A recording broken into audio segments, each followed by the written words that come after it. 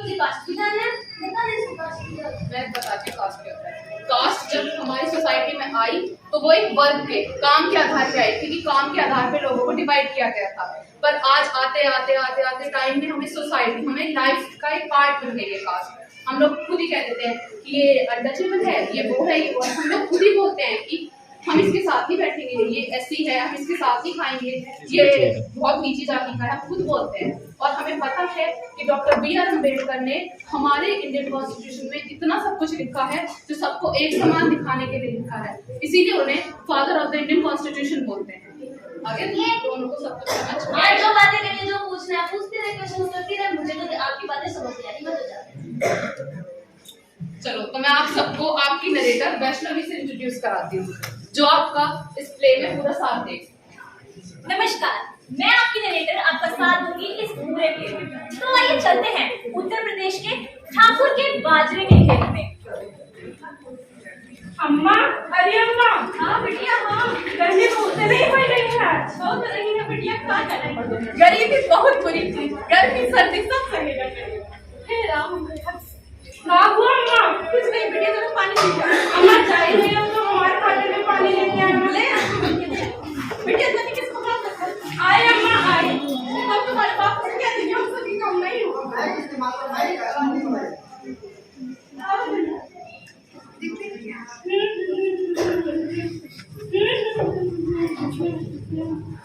अरे आजा, अरे आजा, अरे आजा, छोड़ो, छोड़ो, छोड़ो। जैसा कि आप सबने देखा, इस लड़की के साथ गलत हुआ था। इसकी माँ इस बात से अनजान, बेखबर उसके लिए पानी लाते हुए। आशा बिटिया, आशा बिटिया, आशा बिटिया ने हमसे पानी मिला है, पता नहीं आशा बिटिया कहाँ चली गई। आशा बिटिया, हे राम, आशा बिटिया, हे राम, हमारी बिटिया को क्या हो गया? आशा बिटिया, अभी तो तुम हमें सही छोड़ के गए थे। आशा बिटिया, हे राम, हमारी बिटिया बिल्कुल ठंडी पड़ी है। आशा बिटिया आके खोलो। आशा बिटिया, रुको, हम तुम्हारे बापू को बुला के लाते हैं। आशा के बापू, आशा के बापू, क्या हुआ? कैसे घबरा रही हो? हमारी बिटिया को क्या हुआ? आशा के क्या हुआ बिटिया? क्या हुआ बिटिया? पता नहीं, हमें तो बिटिया सही छोड़ के गए थे। आशा के बापू से अस्पताल लेके चलो, चलो अस्पताल। पीड़िता के माता पिता उसे हैरान परेशान अस्पताल ले जाते हुए। डॉक्टर साहब, डॉक्टर साहब, डॉक्टर साहब, डॉक्टर साहब, रानी कहाँ से आ जाते हैं? डॉक्टर साहब, देखो तो हमारे बेटा को क्या हुआ है? हमारे बेटिया को देखो, सबसे पहले इसका इलाज कर दो। पता नहीं क्या हुआ इसे? खेत में काम कर रही थी, हमने आके देखा तो ये बेहोश पड़ी थी वहां से। इसकी जाके थाने रिपोर्ट कराओ, ऐसे इलाज नहीं होगा इसका। रिपोर्ट सारी चीज की सारी। अरे तुम्हें बोला ना, जाके रिपोर्ट कराओ, चलो यहाँ से। आशा के बापू, जैसा कि आप सबने देखा, जीवन दूत कहे जाने वाले डॉक्टर निचले समाज के साथ इंसानियत की सारी सीमाएं लांघते हुए। तो आइए आगे चलते हैं पुलिस स्टेशन, देखते हैं वहाँ क्या होता है। और भाई क्या हो रहा है थाने में? आज कोई काम वाम नहीं होगा, बंद करो ये फाइल वाले, आज बस मौज मस्ती होगी। चलो भाई गाने वाने चलाओ। आज इंस्पेक्टर साहब, इंस्पेक्टर साहब, अरे यार इतने अच्छे खासे मूड से आए थे, सारा मूड खराब कर दिया। इंस्पेक्टर साहब, हमारी बेटिया बिना पड़ी। पीछे हो, पहले नीचे बैठो। बोलो। हमारी बेटिया की रपट निकली इंस्पेक्टर साहब। रपट? हाँ, डॉक्टर ने कहा जब तक रपट नहीं लिख पाओगे तब तक इलाज नहीं होगा। हमारी बिटिया ठाकुर के खेत में काम कर रही थी, हमने देखा तो वहां पे बेहोश पड़ी थी।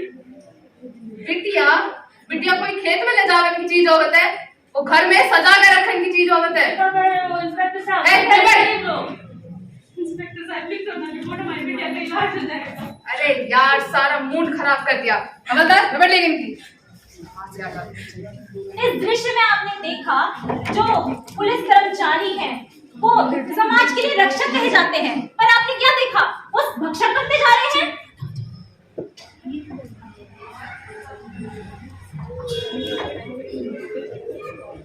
राशिका,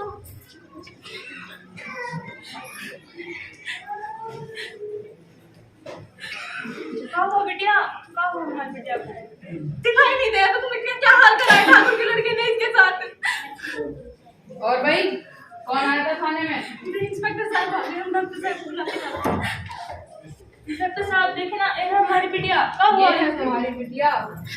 ये तो बड़ी गरम चीज है। ये कहाँ गए हो डॉक्टर साहब? नीचे बैठ। आ सके बाप, डॉक्टर साहब आ गए। हेलो सर, सर क्या हुआ है? ये मामला बड़ा गर्म रहा, जो बताते हो। क्या बात है सर? इसकी हालत देखकर समझ नहीं आ रहा क्या हुआ इसके साथ। इसके internal bleeding and private parts भी डैमेज है। अच्छा, तो इसके साथ ये हो चुका? और क्या, और ऊपर से गरीब लोग पता नहीं कहाँ से वो आ जाते हैं, इनके पास पैसे तो होते हैं इलाज कराने के, क्या आ जाते हैं ऐसे ही। कोई बात नहीं, अब हमें बताओ। और इसकी जीभ तक काट दी गई, कोई होश में भी आ जाएगी तो कोई दवाई नहीं दे पाएगी आपको। ये रिपोर्ट है इसकी, ये आपकी कुछ मदद करे तो देख लेना। और कुछ हो तो आप हमें बताना। Thank you.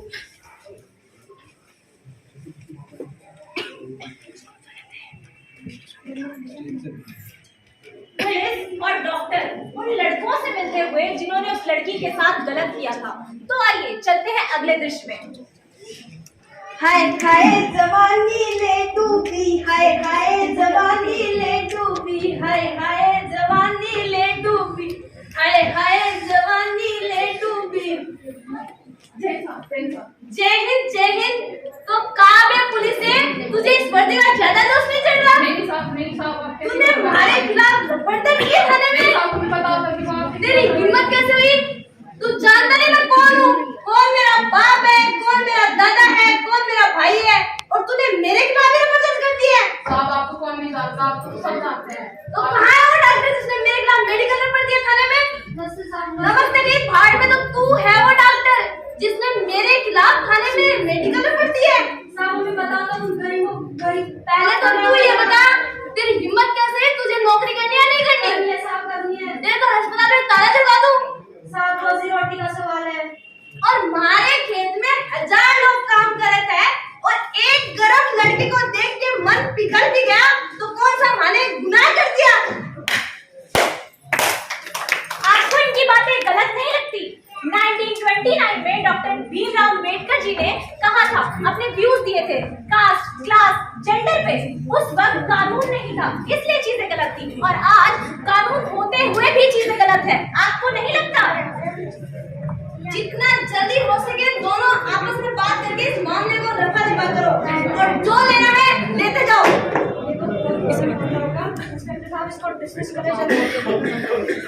जैसे आप सबने देखा, उस लड़की के साथ गलत हुआ था। उसे एक से दूसरे, दूसरे से तीसरे अस्पताल तक बुलाया गया। अंत में दिल्ली के एक अस्पताल में उसकी मृत्यु हो गई। उसके पार्थिव शरीर को ना ही उसके माता पिता को सौंपा गया और ना ही दिखाया गया। अंत में पुलिस कर्मचारियों ने उसके पार्थिव शरीर को पेट्रोल डाल के जला दिया। तुम चाहो तो मैं पर्दे में कैद रहूंगी, तुम चाहो तो मैं पर्दे में कैद रहूंगी, तो क्या तब समाज इस बात की जिम्मेदारी लेगा कि मेरी आबरू हर मर्दानगी से सलामत रहेगी, हर मर्दानगी से सलामत रहेगी। ना मुझे कैंडल मार्च चाहिए, ना मुझे पोस्टर मार्च चाहिए, ना मुझे कैंडल मार्च चाहिए, ना मुझे पोस्टर मार्च चाहिए।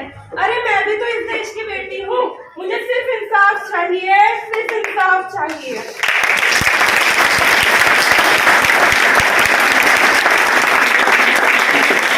नमस्कार, पहचाना मुझे? अरे पहचाना? नहीं। मैं? अरे वही आशा, हाथरस वाली। असलियत में तो आपका कानून मुझे इंसाफ दे नहीं पाया, पर जैसे हर सिक्के के दो पहलू होते हैं, वैसे ही अगर मेरे केस की कोई दूसरी साइड होती तो वो क्या होती? चलिए समय के पहिए को थोड़ा पीछे घुमाते हैं और देखते हैं केस के दूसरे पहलू को। So everyone, let's come to the utopian state.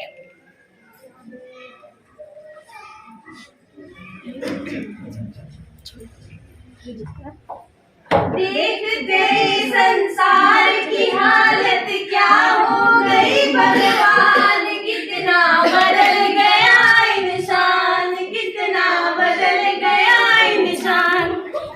14 दिन तक एक अस्पताल से दूसरे अस्पताल के चक्कर काटते रहे, हमारी बिटिया का इलाज ना हो पाया, हमने हमारी बिटिया को तुम्हारे पास कुछ है बोलने के लिए? इसके लिए कहाँ गए हम ठहरे नीची जाति के गरीब लोग, वो ठहरे ऊंची जाति के बड़े लोग, क्या कर सकते हैं? गरीबी नीची जाति, यही तो हमारी बिटिया को खा गई आज।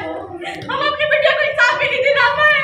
क्या कर सकते हैं? आशा की माँ, रोजी रोटी तो चलानी भी पड़ेगी। हमारा मन नहीं कर रहा था कहीं जाने का, हमारी बिटिया चाहिए बस। Wow, what a beautiful place. Delhi में तो ये सब देखने को ही नहीं मिलता है। Greenery, wow. ये लो माता जी, क्या हुआ? अंकल जी क्या हुआ? आप ऐसे क्यों बैठे हो? माता जी क्यों रो रहे हैं आप? क्या हो रहा है? कुछ नहीं। अरे बताइए ना, आपको क्या हुआ है? बिटिया खो दी है हमने हमारी। बिटिया खो दी है? क्या हो गया? अरे हम एनजीओ से हम आपकी मदद करेंगे, आप हमें बताइए तो। ठाकुर की बेटी ने कहा क्या हमारी बोलने का हमें आशा के बापू आज हमें बोलने का हमें मत रोको। अरे हमको बोलने दीजिए, हम आपका इंसाफ दिलाएंगे, आप बोलिए। हमारी बिटिया के साथ ठाकुर की लड़के ने गलत किया। आपने पुलिस रिपोर्ट नहीं कराई? किसी ने मदद नहीं करी हमारी, ना पुलिस। हम आपकी मदद करेंगे, हम आपको सुप्रीम कोर्ट तक लेके जाएंगे। चलिए आप हमारे साथ, चलिए माता जी।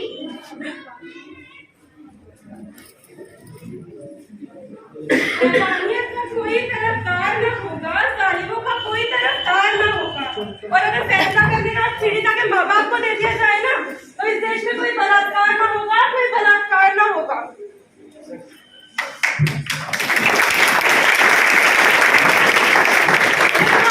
कोशिश रंग ला पाएगी। कस्तूरी की खोज में निकले हिरण के जैसे जब इंसाफ की ख्वाहिश में मैं इतना दूर आ ही गई हूँ, तो चलिए देख ही लेते हैं कि क्या आपका कानून मुझे न्याय दे पाएगा, या फिर मेरा इंसाफ पाने का सपना हर दलित लड़की की कहानी के जैसे आपकी कागजी फाइलों में कहीं सिमट जाएगा।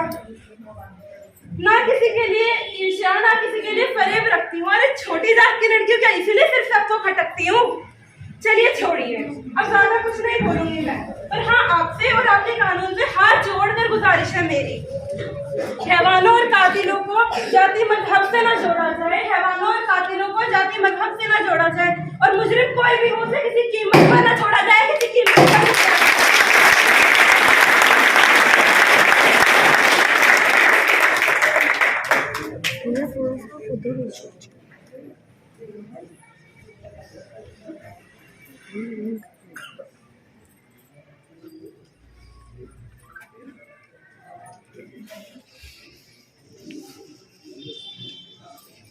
आज की कार्रवाई शुरू की। माय लॉर्ड, ये घटना 14 सितंबर 2020 की है, जब मेरी क्लाइंट आशा के साथ 4 लड़कों ने मिलकर गैंग रेप किया था। उन 4 लड़कों के नाम थे रवि ठाकुर, संदीप ठाकुर, लवकुश ठाकुर और रामू ठाकुर। और ये कुछ इन्वेस्टिगेशन रिपोर्ट्स हैं जो मैं आपको दिखाऊंगा। जब तक इनके कहने सुनने की बातें वो चलती रहेगी, ये छोटे लोग, गरीब लोग मेरे क्लाइंट रवि ठाकुर पर सोशली और पॉलिटिकली ब्लेम कर रहे हैं। जी नहीं, माय लॉर्ड, मैं रवि ठाकुर से कुछ सवाल जवाब करना चाहूंगी। रवि ठाकुर, जिस दिन ये घटना घटी आप कहाँ थे? मैं शहर से बाहर था उस दिन। माय लॉर्ड, इस बात को नोट किया जाए कि अगर ये शहर से बाहर थे तो इनके गांव के लोगों ने कुछ फोटोग्राफ्स और कुछ रिपोर्ट दी है जो इनके खिलाफ है। जज साहब, मैं भी आशा जी की माता को कटघरे में बुलाना चाहता हूँ। अरे माता जी चाहिए हमसे नहीं। अरे ये दूर से आगे हम आगे भी जाएंगे। तो माता जी बताइए, उस दिन आशा के साथ खेत में और कौन कौन था? आशा के बापू, मैं और वो तीनों थे। थोड़ा जोर से बोलिए कि जिससे पूरे कोर्ट को सुनाई दे। आशा के बापू, मैं और वो तीनों थे। आशा के बापू दूसरे खेत में काम कर रहे थे, उन बस थोड़ी देर के लिए पानी पीने के लिए गए थे। अच्छा, तो आप पानी पीने गई थी। जज साहब, इस बात को नोट किया जाए कि ये थोड़ी देर के लिए पानी पीने गई थी। अच्छा, तो खेत में और कौन कौन काम कर रहा था? 4-5 लड़के थे। क्या बात है। जज साहब देखिए, एक अकेली लड़की को 4-5 लड़कों के बीच में छोड़ के जाना कहाँ की सही बात है, कहाँ की बुद्धिमानी है? Objection my Lord. वकील साहब, आप ये कैसी बात कर रहे हैं? आप मेरी क्लाइंट पे इस तरीके से उंगली नहीं उठा सकते। आप ये मत भूलें कि आपका प्रोफेशन क्या है। आप प्रोफेशन से एक वकील हैं। आप मेरे प्रोफेशन में उंगली मत उठाइए, आप अपने केस पे ध्यान मैं दीजिए। अपने केस पर ध्यान दे रहा हूं, ऑर्डर करना बंद कीजिए। आप भी मेरे केस पर डील नहीं कर सकते। Please behave professionally. My Lord, मैं एनजीओ वाली मैम को कब्जे में लूंगा। इजाजत।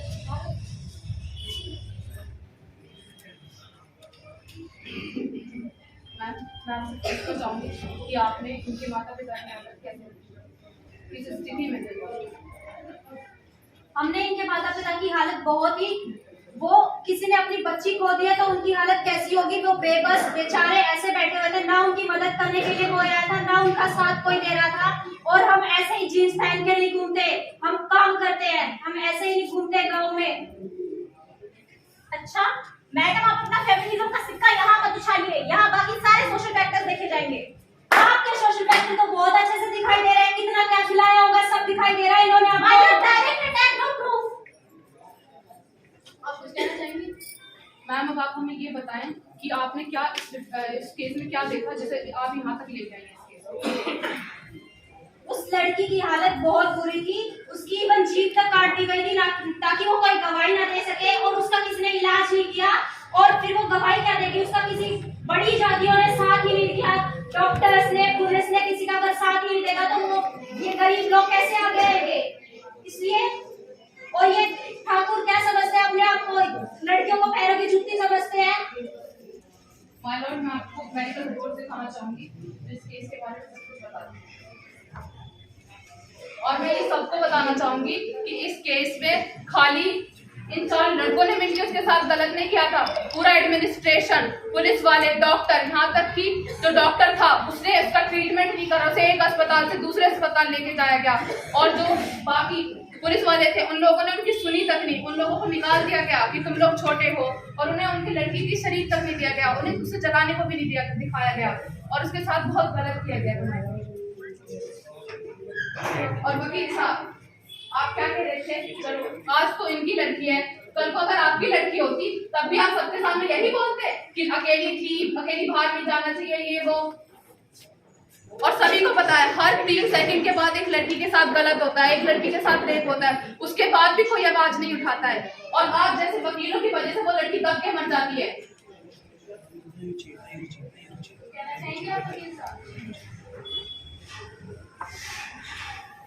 तमाम सबूतों और गवाहों को मद्देनजर रखते हुए ये अदालत किस नतीजे पर पहुंची है कि सेक्शन आईपीसी 307 के तहत attempt to murder, section 376 gang rape, 375 individual rape, section 161 and 171 punishment of bribery, 166 disobey as a public servant, section 168 doctor's charge bribe, section 354 human harassment, section 505 caste discrimination, section 498 mental torture and section 153 caste discrimination। और जिन सरकारी कर्मचारियों में जैसे police को 3 साल के suspend किया जाता है और डॉक्टर्स का लाइसेंस भी रद्द किया जाता है, और मुझे नवी ठाकुर और संदीप ठाकुर और लवकुश ठाकुर को फांसी की सजा सुनाई जाती है।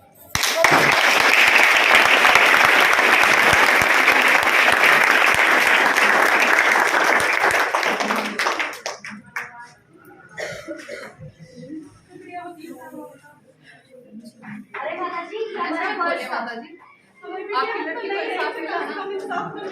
अरे माता जी, हमारा फर्ज था। आइए।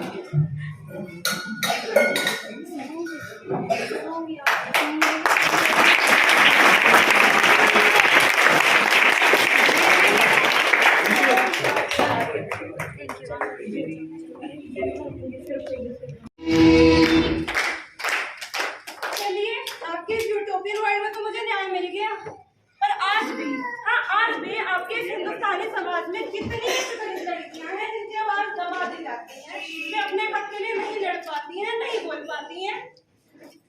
चलिए छोड़िए, इस न्याय के लिए तो मैं आपको व आपकी इस अदालत को धन्यवाद देती हूँ, और आशा करती हूँ कि आप अपने अपनों के लिए हमेशा आवाज उठाते रहेंगे, आगे बढ़ते रहेंगे। धन्यवाद। कैसे कैसे मंदिर सामने आने लगे हैं, जाति धर्म के आधार पर लोग भड़काने लगे हैं। अब के इस तालाब का पानी हटा दो, क्योंकि कमल के फूल मुरझाने लगे हैं, क्योंकि ये कमल के फूल मुरझाने लगे हैं। मुफ्त मेहनत इंसान का सौदा ना करो, गुल हो तुम गुलिस्तों का सौदा ना करो, गुल हो तुम गुलिस्तों का सौदा ना करो। खूब कमाओ धन मगर इंसानियत का सौदा ना करो, खूब कमाओ धन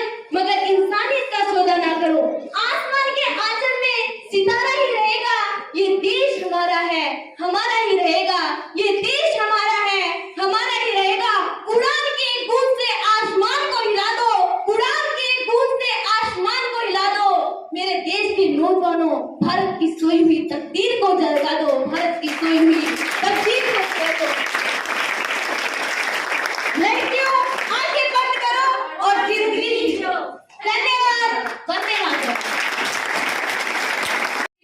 गुजारिश करेंगे कि आप लोग भी उसके खिलाफ आवाज उठाएं जिससे कि उसे इंसाफ मिल सके।